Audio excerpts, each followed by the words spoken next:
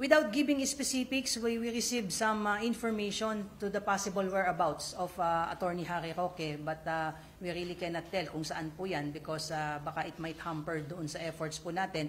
And lahat po ng information po na nare-receive po ng PNP is being coordinated po sa Congress Sergeant at Arms because remember, they were the ones who are should be implementing this arrest order. Ang PNP lang po will be limited in providing security. But just the same, ang PNP po ay tumutulong na rin po sa pag-validate ng information on the possible whereabouts po of Attorney Harry Roque. And we keep on appealing to him to respect this process. Anyway, he's a lawyer. Alam naman po niya yung kanyang mga legal remedies. He can question the jurisdiction of the Congress, and he even questioned how the proceeding is being conducted by the Congress. But then again, at the end of the day, he is a lawyer. He should know that nobody is above the law, and we should respect these court processes and even processes na ilalabas po ng Congress po natin.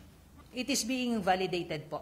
Yun po yung sinasabi ko kanina na there are informations coming in na that should be vetted and validated at without giving too much details po kasi for sure baka nag-monitor din po siya mismo or yung ibang mga kakilala niya. And we also would like to remind dun sa mga nakakakilala at posibleng nagkakanlong at tumutulong kay Harry Roque, they may be facing criminal charges once proven na alam nilang pinaghahanap na po si Attorney Roque and yet they are providing aid to evade this process po.